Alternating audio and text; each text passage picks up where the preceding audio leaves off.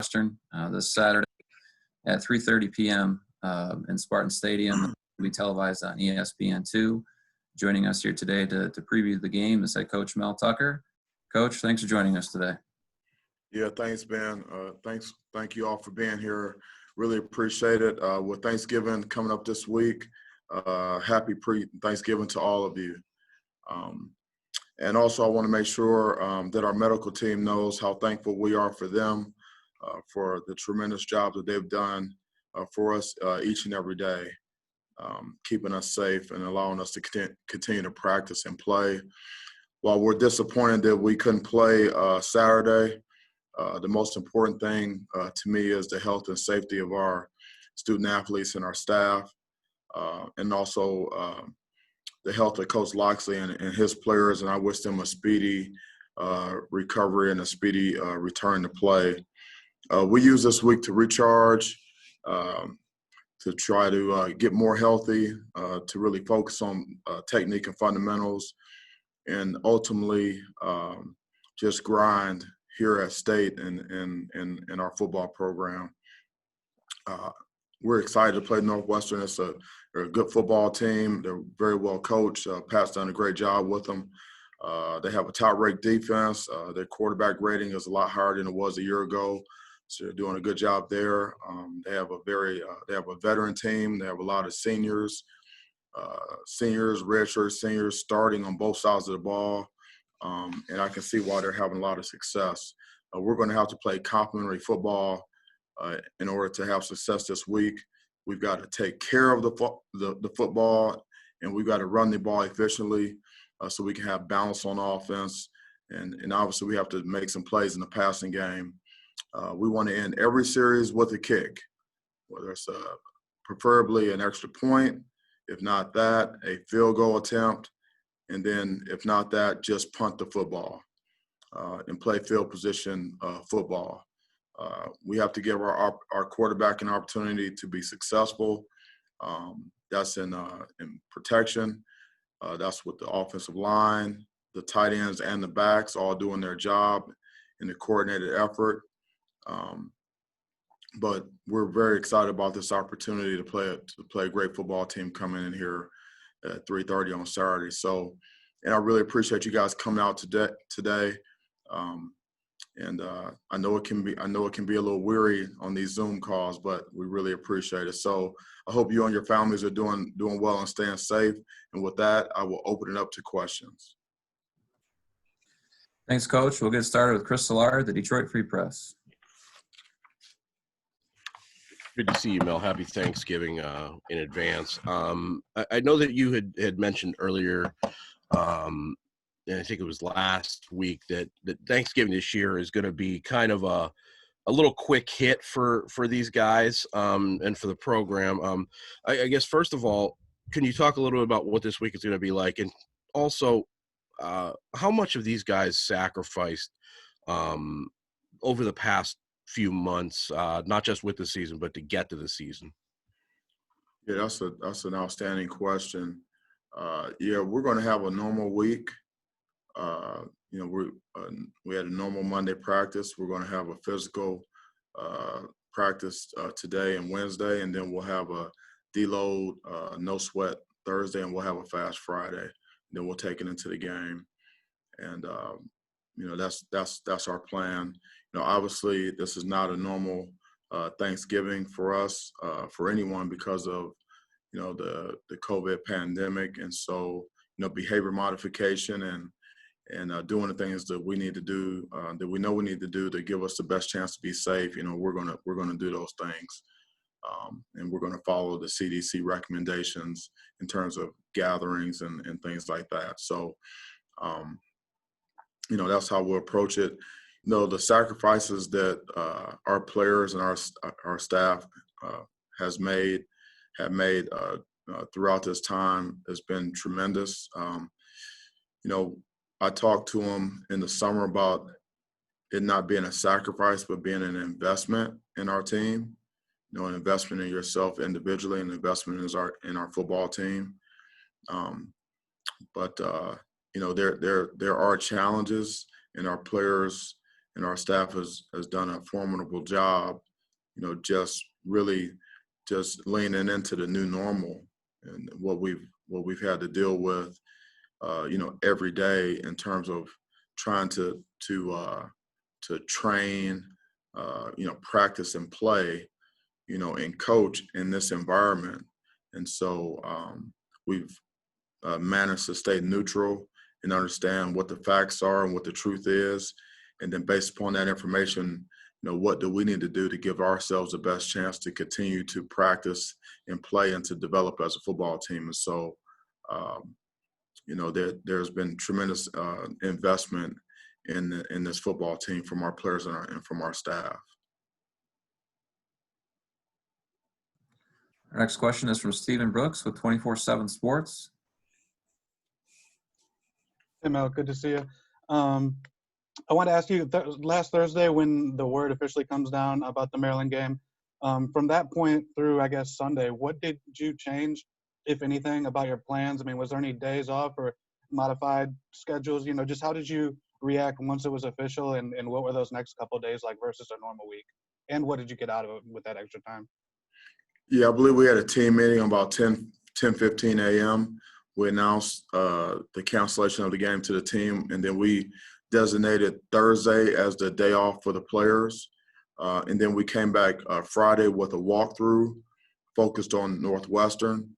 And then we came in Saturday and had a spiders practice, which is basically shorts and helmets. And we did that, which it had a Northwestern emphasis.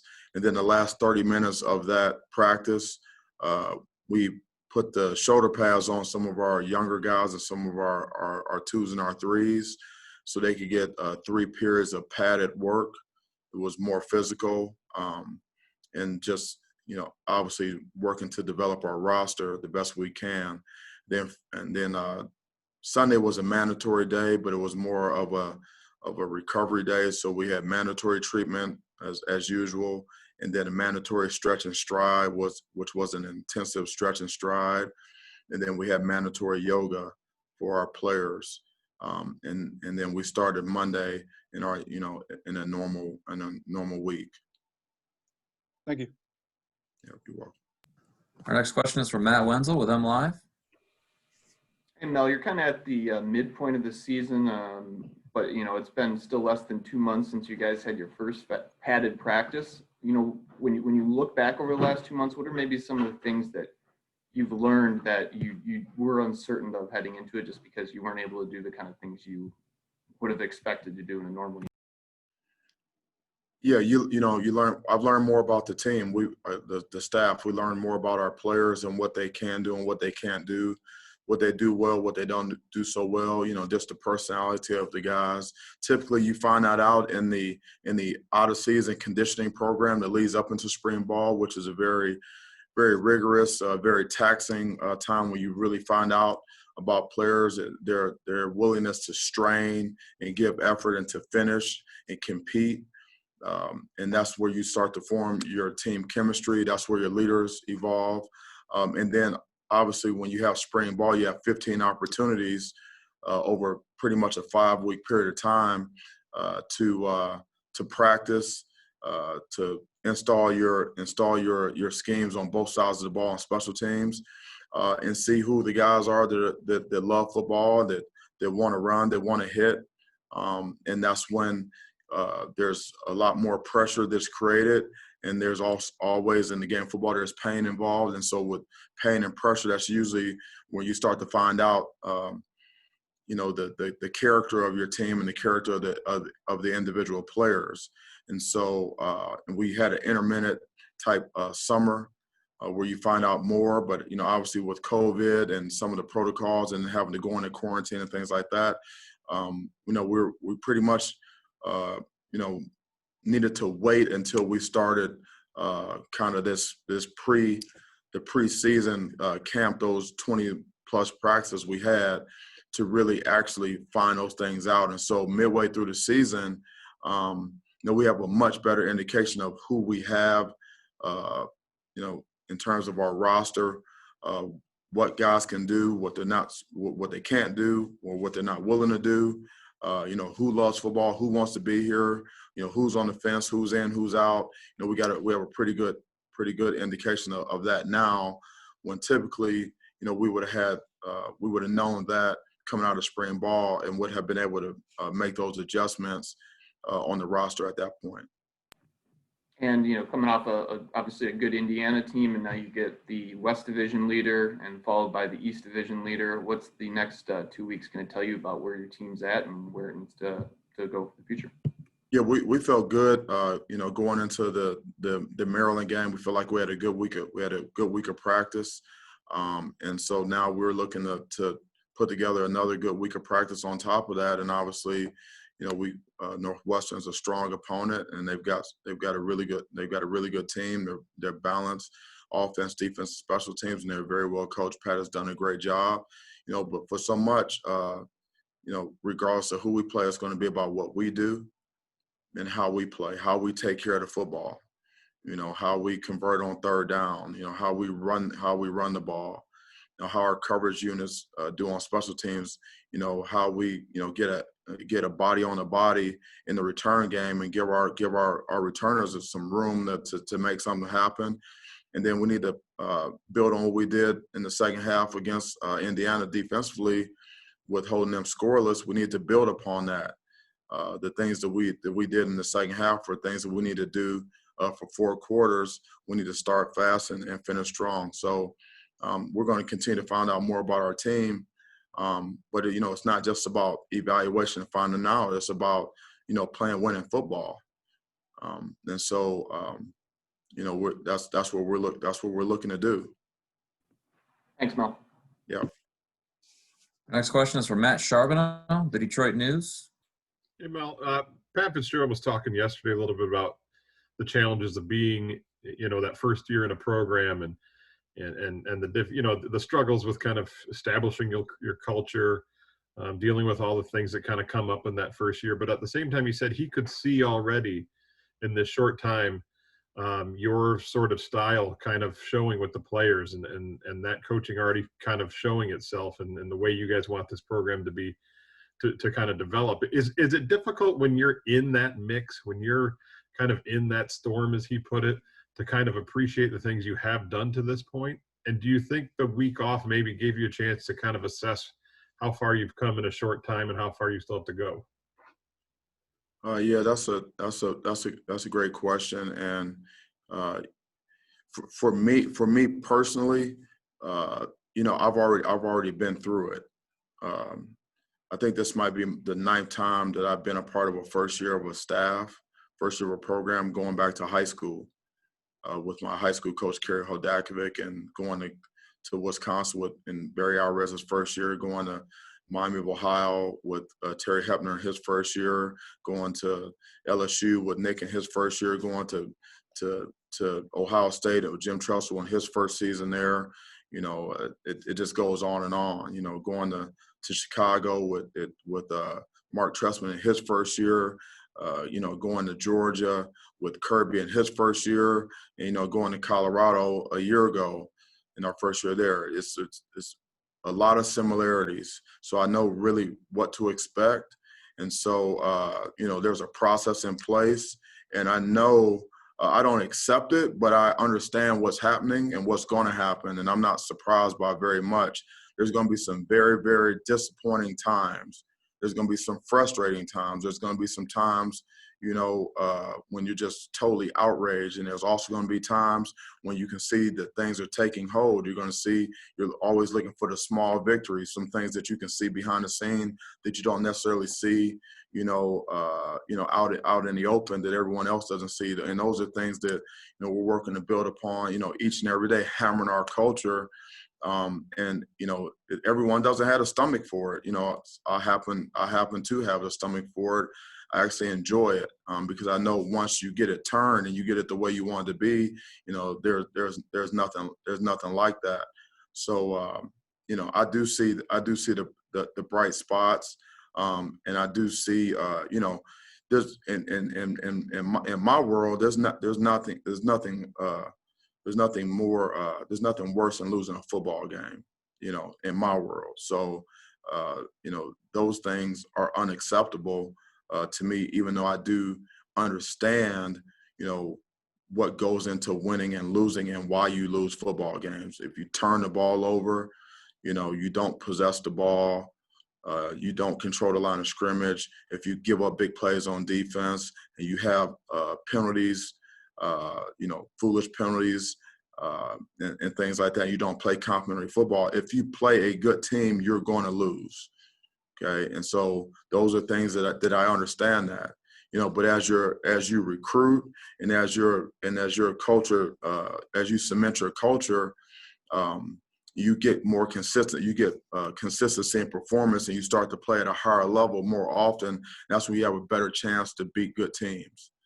And the goal is not to be able to just be able to win some games and beat mediocre teams. The goal is to build a program where you can beat really good teams, which puts you in a chance and gives you an opportunity to win your conference, and it gives you an opportunity to get into the playoffs.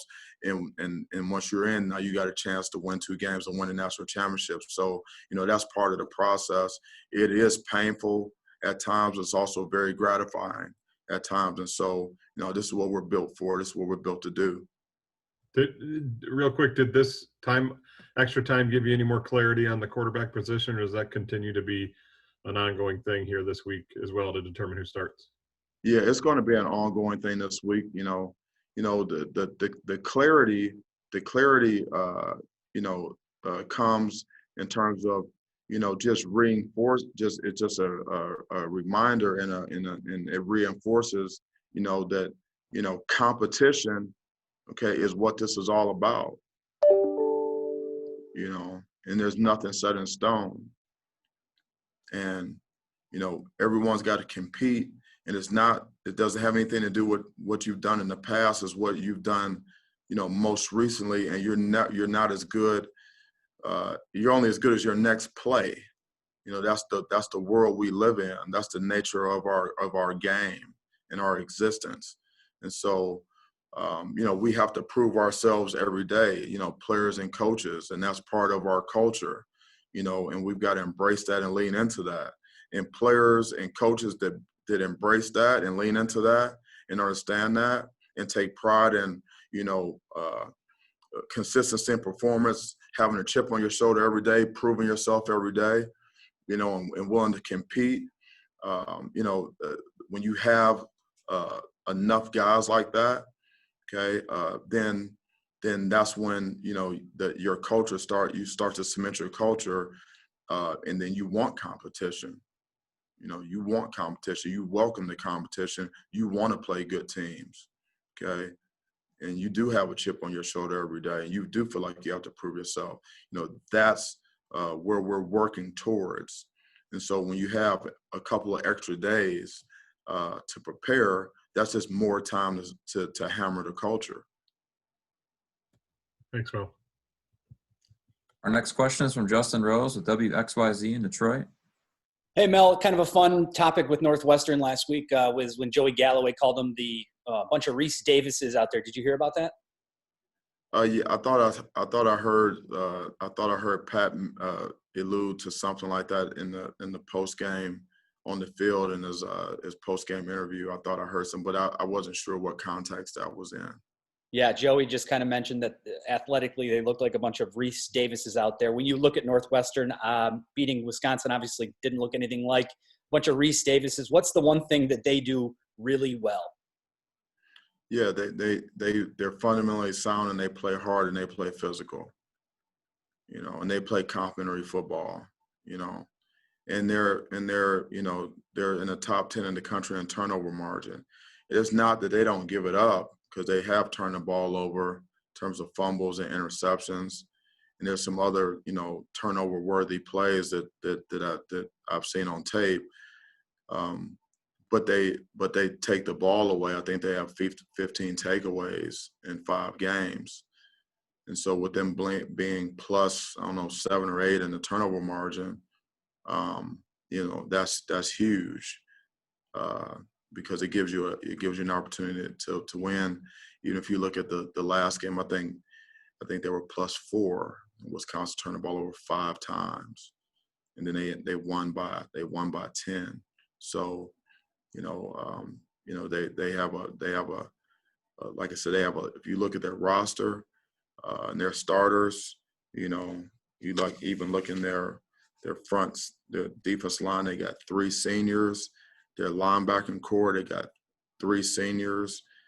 In their secondary, they have a senior and 2 juniors. And if you look at their offensive line, they've got 2 seniors, 2 juniors, and a true freshman who may be their best player. You look at the tight end position, they got a grad transfer. The running back's a junior. And then they've got some seniors up front.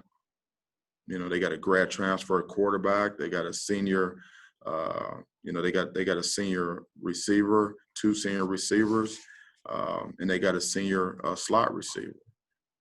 So it's a veteran team that has grown, that they've added a better quarterback play to the mix, which is a big difference in what they've been able to do offensively. And they're very well coached, and they're physical, and they believe in what they're doing. They believe in their process. Okay, you can tell they're built in the weight room, and they're maximizing what they can get out of their guys. And that's the key, is to develop your guys so they can reach their full potential. And you can see that with their team, that they have older guys that are playing at a high level, and they're getting the most out of the guys that they have playing as a football team. And that way, and because that, they're able to win as a team. They're able to have success. That's what they're doing. Thanks. Happy Thanksgiving. Happy Thanksgiving to you.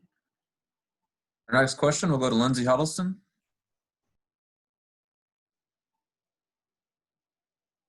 You're on mute, Lindsey. Lindsey, you're on mute.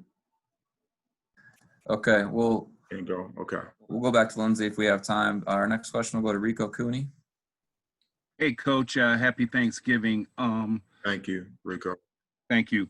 Hey, we're supposed to have Naquan Jones on the call here a little later. Can you talk a bit about his development? I guess we saw signs of what he could be last year in a reserve role, but obviously now he's more involved. Talk a little bit about him and what he's brought to the table so far this year, and what you expect from him the rest of the way.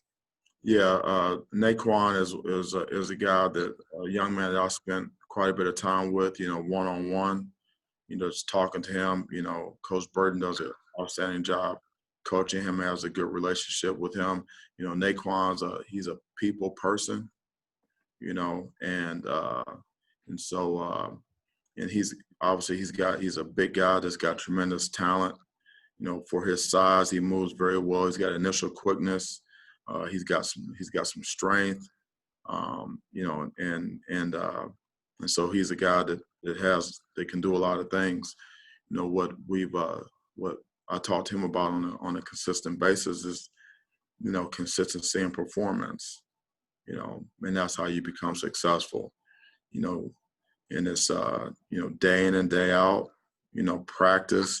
Weight room. All those things, and you carry it over into the game. And so, he wants to be a good player. He wants to be a consistent player. And I see him working towards that, and we're helping him do that. Because our job is to teach, motivate, and develop. And, we're working to capture his mind so that he can get more out of our coaching, and more out of our instruction, and more out of our love and discipline. And that's going to help him, reach his full potential, and help him be the type of player and the type of person that he wants to be off the field. So, he is a guy that I have, just like all these guys, a tremendous amount of caring for. We want to see him reach his full potential. So I'll be interested to see, how it goes with him when you talk to him, and what he's got to say about that. All right. Thanks, Coach. Have a great Thanksgiving. Yeah, you too. Thank you so much. Next question will go to Colton Pouncey with The Athletic. Hey, Mel. Hope you're doing well. So you've kind of talked about earning your spot and embracing competition. Do you feel like your older players have sort of responded well to that mindset? And does that maybe help young players focus and kind of put in the work, knowing that they'll have a chance to see the field early on? Well, you know, if you can coach, you're going to get it done no matter what as a staff. I mean, we're going to get that done. We're going to get the message across, and it's going to take hold.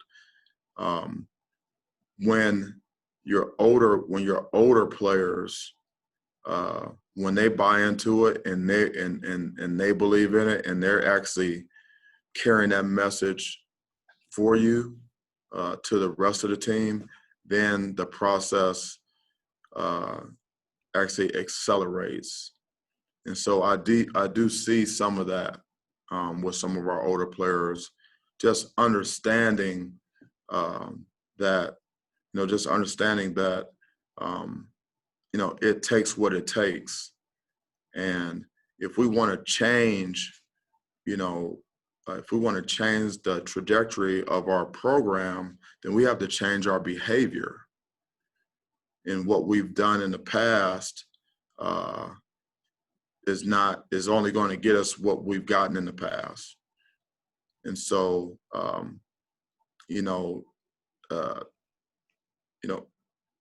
average, hovering around 500 type of deal, that requires a change in behavior.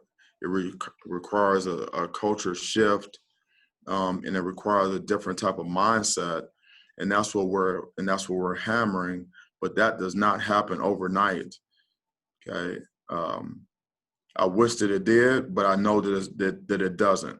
And so, but I do feel like our older players, they understand, because when you hear something that's truth, when you hear something that's truth and it's backed up by fact, and it's laid out in a digestible way, in a progression that's very, very understandable, it resonates with people. And it makes sense. And at that point, then it's just a matter of choice. We're going to do it or you're not going to do it. And we talk about the illusion of choice. And if you want to be successful and you want to be able to compete at a high level, okay, then you really don't have a choice. Choice is an illusion. You're lying to yourself. If you want to be good and you want to be among the best, there are certain things you have to do day in and day out, on the field and off the field, and there are very few choices.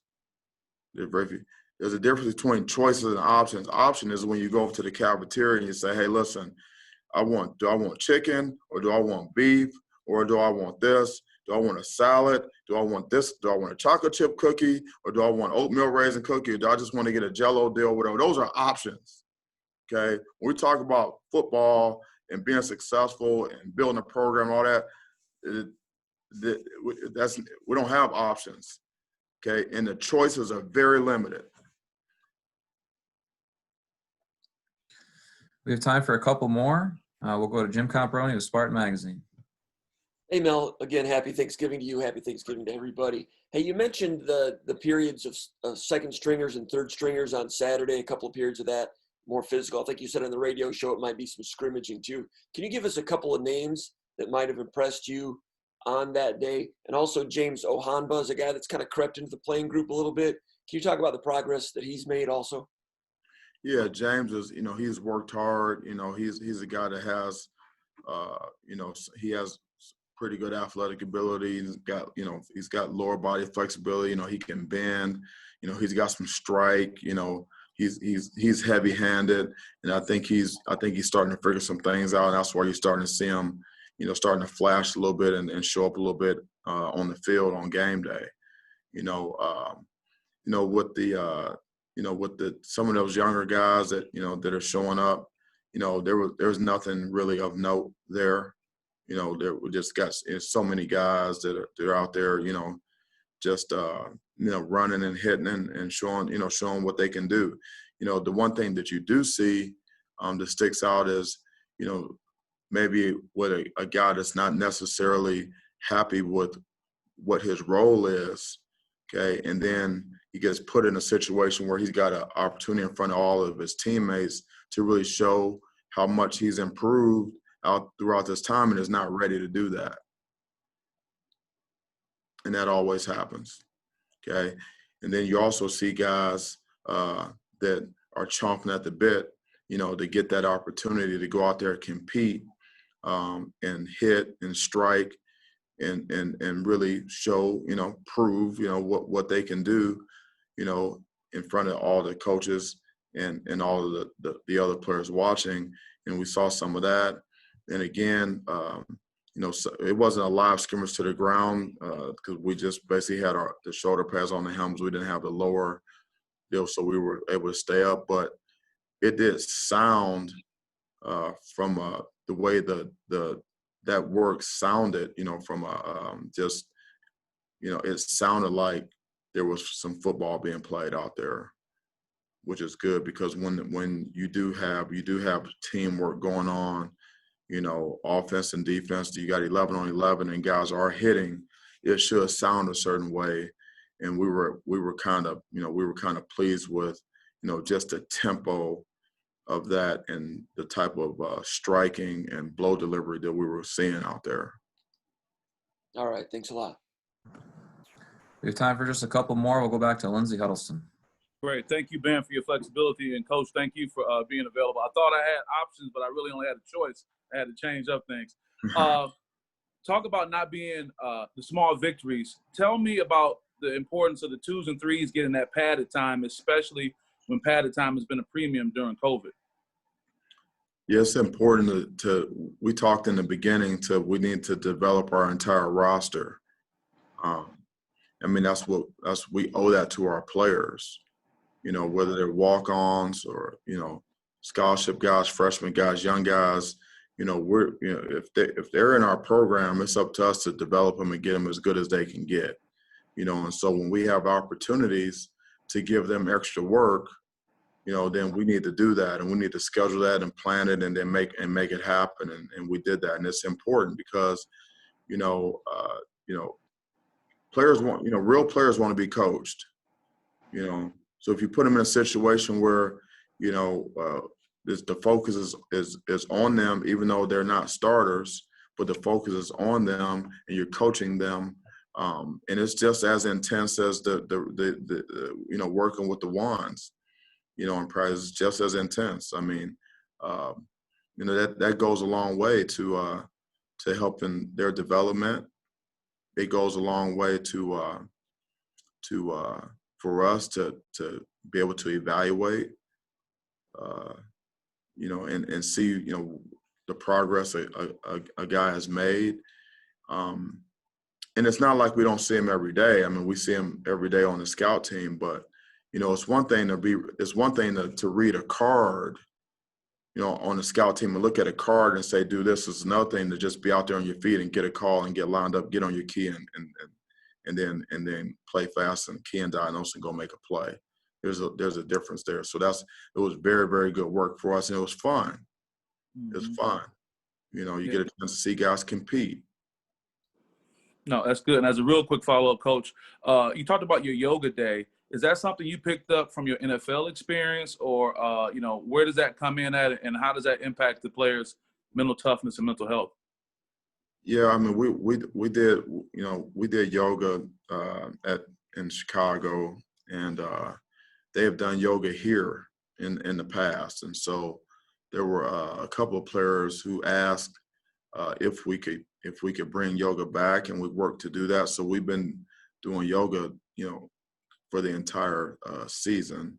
Mm-hmm. But Sunday is usually our day off, and so other than treatment, everything else is voluntary. So even though we get quite a bit of participation in that stretch and stride and in that yoga. With us, changing the schedule and making that mandatory day, we're able to get 100% participation in the yoga, and it can't hurt. It can only help. And, it's, rest and recovery. Your body is your business, so it's sleep, it's nutrition, it's hydration, it's rehab, prehab, what you do in the weight room, strength and conditioning, and then any of the supplemental things that we can do for them in terms of yoga or whatever else that we can come up with. That's all part of the development of the player, the student athlete. And those are resources that are available to them in a safe environment, in a relatively short period of time. So I think it's just a positive, and it's something that's just a part of our program, it's part of our process. Got it. Great. Thank you. Have a good holiday too, Coach. You too. Thank you, Lindsay. Mm-hmm. It looks like we have two final questions. We'll go to Stephen Brooks with 24/7 Sports and follow it up with Chris Solari, the Detroit Free Press. Stephen? Thanks, Ben. Hey, Mel, I wanted to ask you about Northwestern's defense. They're up there in a lot of categories and statistics so far this year. Just as a defensive coach, what are a couple specific things you've noticed that they're doing really well there? Yeah, they do a really good job with their run fits. They're rarely out of position with their front, and their linebackers are coordinated, and they have very good perimeter run support, out of their secondary. They have good size and stoutness on their up front, on their D line, and they're able to create. They're able to change the look up front on the reduced side or on the bubble side with some run pressures, some first, second down pressures that are good against the run and good against the pass. And then they have confidence in their corners and their safeties to be where they're supposed to be. And there's oftentimes when they line up, depending on your formation, that the deepest guy on the field on defense for them is 8 yards deep. So they want to make sure that they want to make you one-dimensional, stop the run, and then challenge you to throw the ball over their head. And that's work for them. And then that they've done a great job on defense, and their defense coordinator is one of the best in the business. Obviously, he's done it. If you just look at his resume, everywhere that he's been, and all the great coaches that he's worked with, there's no doubt that he knows what he's doing. He's got a lot of seniors that have been in his system, and you can see that they've grown through spring ball and just the experience that they've had, and they just don't beat themselves very much. You're gonna have to make plays. They're not just gonna give anything. You're gonna have to make plays. Thank you. Our last question goes to Chris Solari, the Detroit Free Press. Hey, Mel, on the other side of that, for you guys at running back, we saw Ant Williams go into the portal the other day. Where are you guys at that position in terms of juggling carries? Do you still want to try and get to one guy and balance it out? And also, can you kind of assess what they've done, not just with running the ball, but how you guys have used them in the passing game to maybe replicate some of that? Yeah, right now we're probably not going to have just one guy carry the whole load, and we never really wanted it to be that way initially. So we're gonna share the load at running back with those guys, and obviously at the running back position, you got to be able to run the ball, hit the hole with velocity, have vision, understand where the power of the play is, and where we want to hit, where we want to run the ball scheme wise, and be able to hit it, and be able to get yards after contact. You need to be able to make guys miss, and be able to sometimes get some yards that are not there. Okay, also you need to be able to. You would like a guy that can be a threat out of the backfield. In terms of maybe in the passing game as a release valve, as a check down guy, maybe a screen guy, or maybe a guy that you can line up and, maybe get a mismatch on a linebacker or something like that and use him in the passing game. But even more important than that, you want running backs that can step up and understand the pass protections and can step up and block the pressures, the stunts. When they add extra guys to the rush, you need your back to be able to step up and stone a linebacker or something like that to keep the pocket clean for the quarterback. Understand the pass protections and be able to pick up the blitzes and things like that. That's important. So much of the pass protection, involves the back and also the tight end when he's in.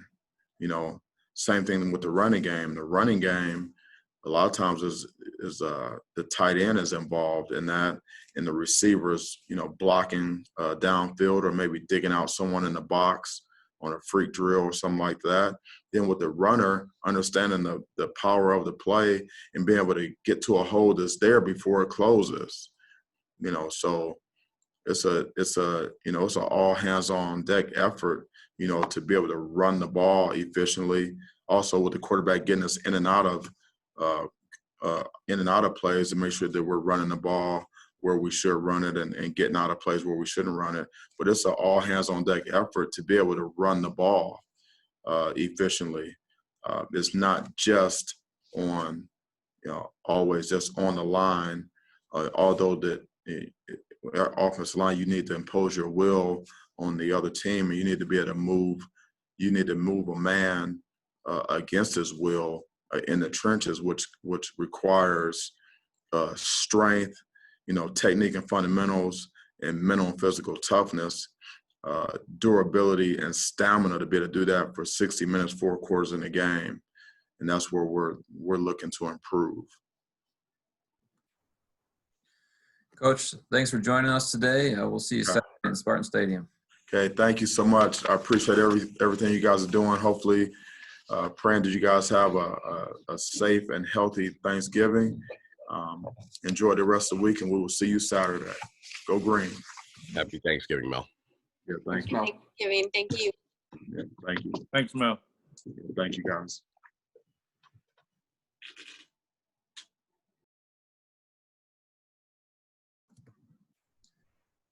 All right, we will have Naquan Jones on here shortly, so just bear with me for a minute and we'll get started here in a minute.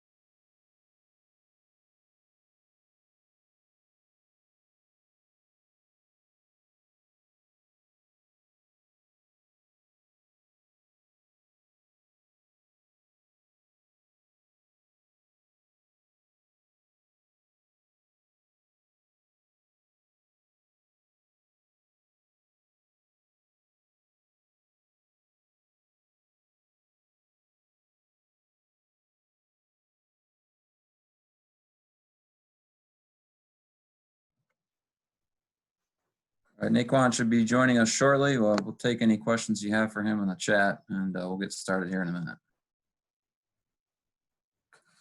All right, there he is right there. All right. All right, Naquan, thanks for taking the time to join us today. We'll take some questions in the chat, and then after this, we'll catch up with Trent Gillison after Naquan. We'll start with Chris Solara, the Detroit Free Press. Chris? Sir. Naquan, good to see you. Happy Thanksgiving to you. When you look at where you guys have been since the start of the year, it's obviously been a very strange time. First of all, how much have you been able to even get around your family at this point? And secondly, how much do you feel like, in your last couple of years of college, you've had to sacrifice here? I want to say happy Thanksgiving to you too. I appreciate the question. I mean, it's definitely a strange time, but it's a strange time for everyone. It's a commitment. Coach Tucker always, he lets us know that don't feel like you're getting put against your will to be here. If you want to be here, you love playing football, that's obviously you have to make sacrifices. And honestly, I mean, I haven't seen my family since I reported back to school. So it's been a few months. And but it's a commitment. Obviously, you go away to school, this is a full-time thing. Like you're not going to have weekends every weekend to go see your family, or those periods of time, especially when you have to play. So I do my best, and calling my grandmother, talking to my sisters every day. And it's obvious, it's stressful, but we still have that communication, and that helps me a lot. And so I'm sure it helps everyone else too, because I'm not the only one in that position. Everyone probably has to go through that. And, excuse me. How do you, from a psychological standpoint, how do you handle that? Because it's obviously, when you're around your family, that's a meaningful time. Yeah. I just kind of, take it in just like how I would take anything else. And I mean,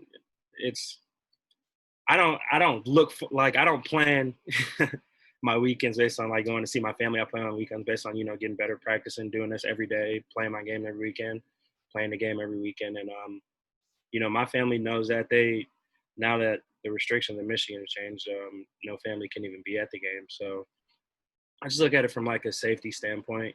Psychologically, I feel like it's the best thing because, I mean, I've had COVID and I have, my grandmother in Florida, my niece. Like, I didn't want to, that'd be selfish for me to be, in an environment like this and traveling and playing against other people and then going home to, so it's just a risk. I've lost family members to COVID, and that's something that my family takes very serious, so they understand.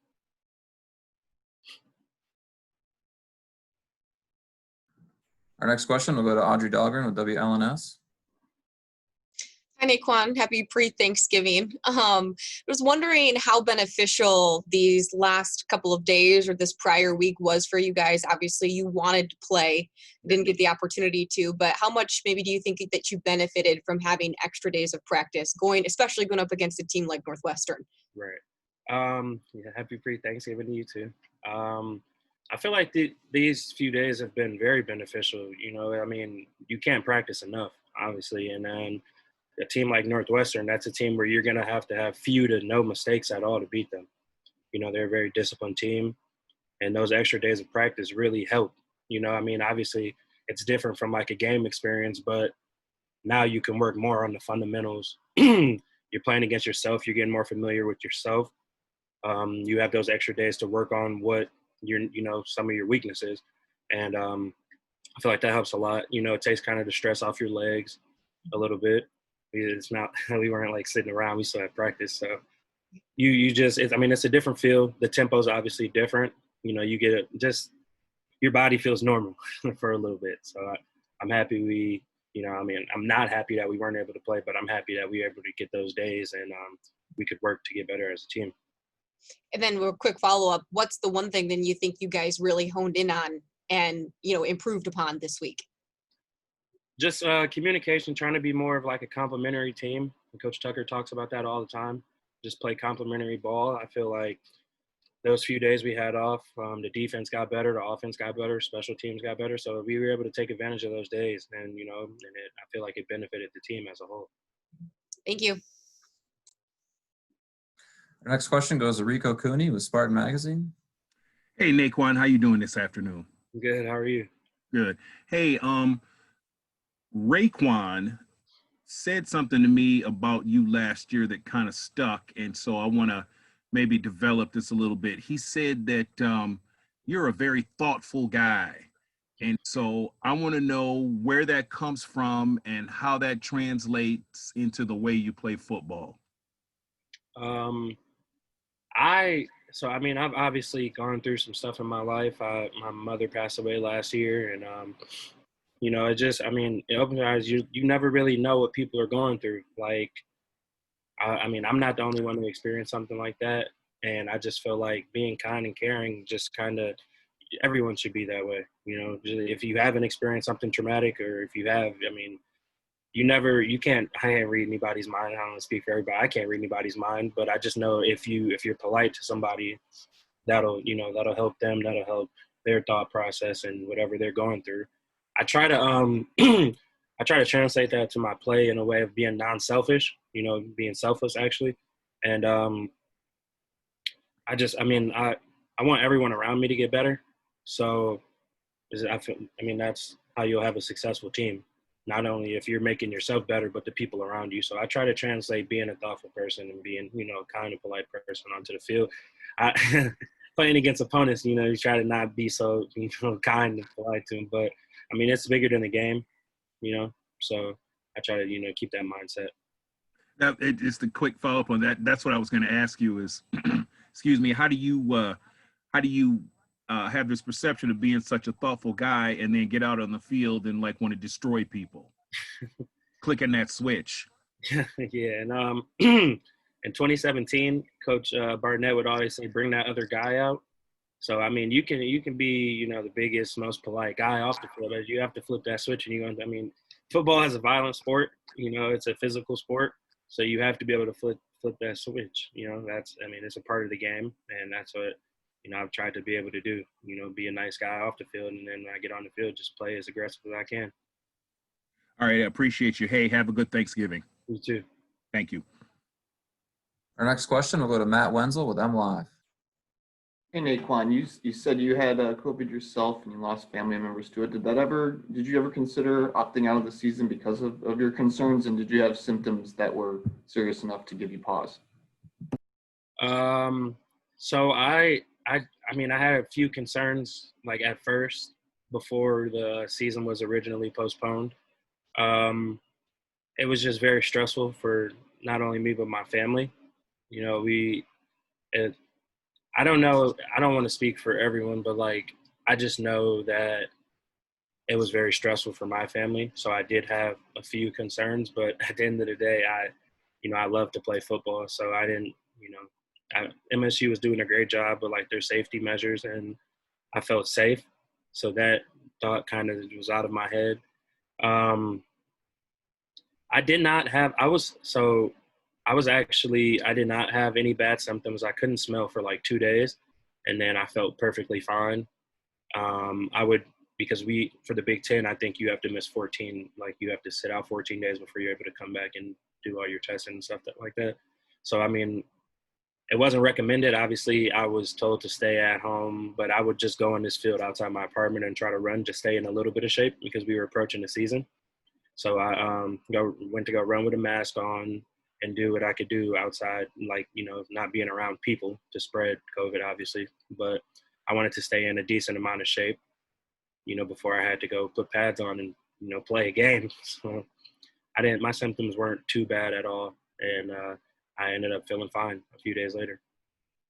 Okay, for a guy that, you spent 3 years as a backup between, when you get Mike and Ray there in the middle, it's, obviously hard to crack that, but, you were a regular contributor now, being a fifth-year senior, being a starter, how have you seen your role change this year and what the opportunity presented to you now that, those two guys are gone and you're the veteran?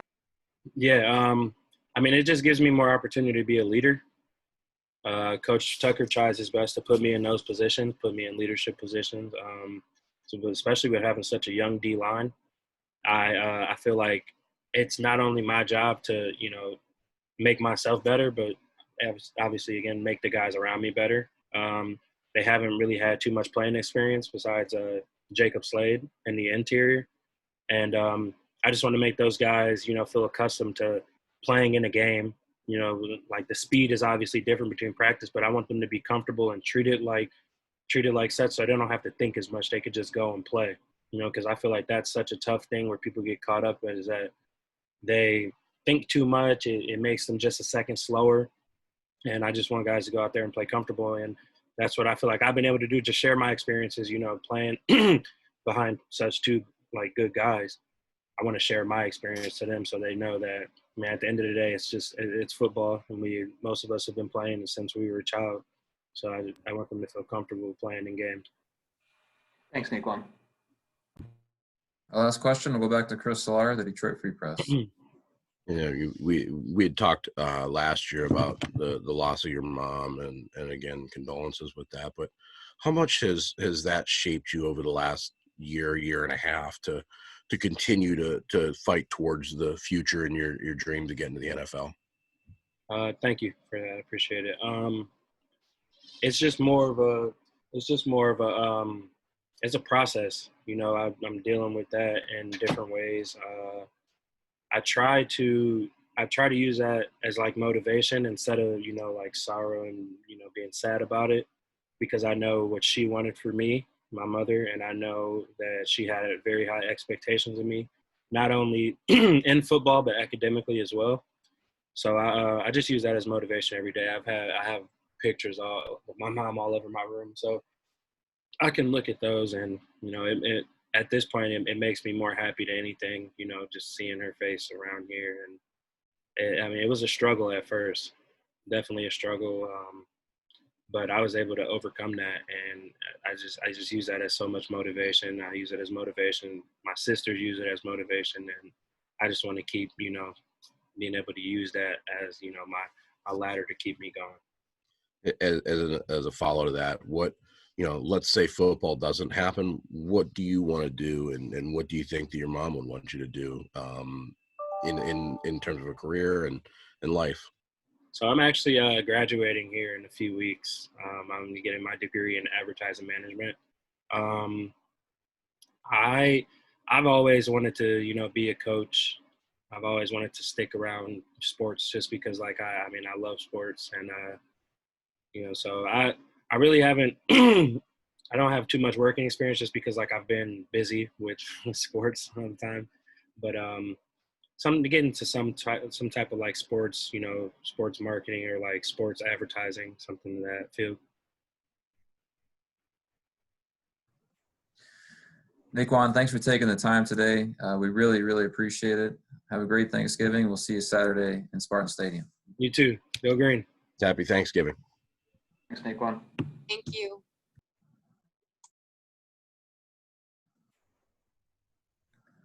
We'll take a brief break here. Trent Gilson is busy at the moment.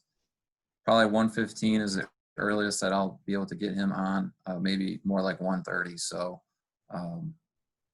stay tuned.